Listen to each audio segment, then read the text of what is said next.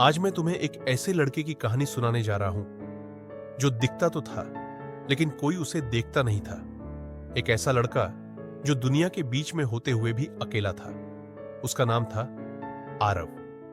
आरव सिर्फ 10 साल का, शांत, शर्मीला और बेहद दयालु। स्कूल में वो सबसे अलग था।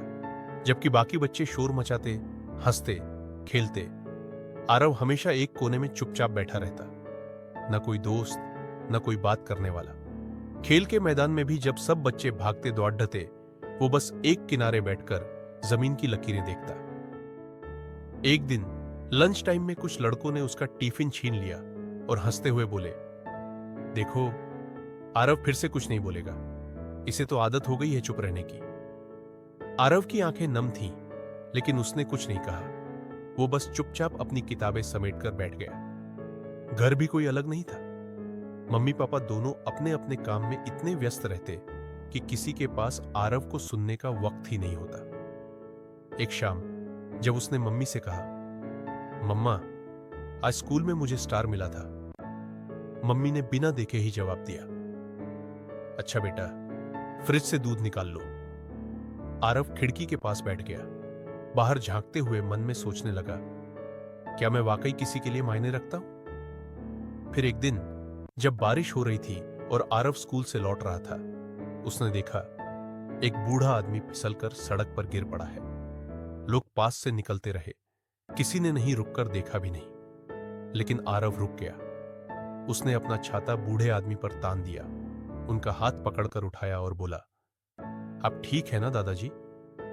बूढ़े आदमी ने मुस्कुराकर कहा, तू बहुत अलग है बेटे, तूने वो देखा जो औरों ने नहीं, इसीलिए मैं तुझे एक तोहफा देता हूं।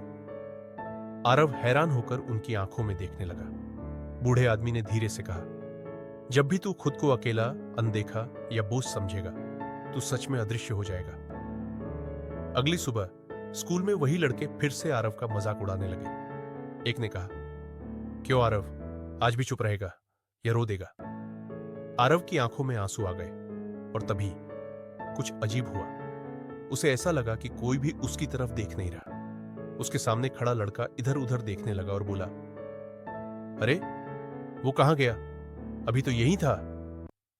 आरव अदृश्य हो गया था। शुरुआत में वो डर गया था, लेकिन फिर समझ में आया कि वह अब सबको देख सकता है, पर कोई उसे नहीं देख पा रहा। धीरे धीरे उसे मजा आने लगा। उसने देखा वही टीचर जो हमेशा सख्त रहती थी, एक कोने में चुपचाप रो रही थी। वही, मैं अकेला नहीं हूं, सबके अंदर कुछ ना कुछ टूटा हुआ है।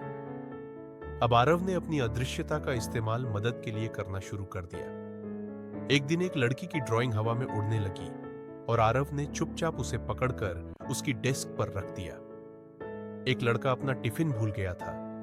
आरव ने जाकर उसका टिफिन उसकी बैग में रख दिया। एक टीचर की किताबें गिर गई। आरव ने सब किताबें उठा दी। किसी ने उसे देखा नहीं, लेकिन सबने महसूस किया कि कोई तो है जो उनकी मदद कर रहा है। लेकिन धीरे धीरे आरव को अदृश्य रहने की आदत लगने लगी। अब वो हर बार गायब ही रहता। वो सोचता, लोग जब मुझे देखेंगे तो फिर से मुझे नजरअंदाज करेंगे, मैं यूं ही ठीक हूं, अदृश्य। फिर एक दिन स्कूल के बगीचे में उसने एक छोटा बच्चा देखा जो चुपचाप रो रहा था। आरव अदृश्य होकर उसके पास गया, लेकिन तभी उस बच्चे ने फुसफुसाते हुए कहा, काश कोई होता जो मुझे देखता, कोई जो समझता मुझे। आरव का दिल कांप उठा। वो समझ गया, यही तो वो भी चाहता था, कोई जो उसे देखे, सुने, माने। आरव ने अपनी आंखें बंद की, गहरी सांस ली और कहा, अब और नहीं, अब मैं छिपूंगा नहीं। उसने खुद को सामने लाया, बच्चे के पास बैठकर उसका हाथ पकड़ा और मुस्कुराते हुए बोला, मैं हूं और मैं तुझे सुन रहा हूं। उस दिन के बाद सब बदल गया। आरव अब अकेला नहीं था। स्कूल में लोग उसे पहचानने लगे थे।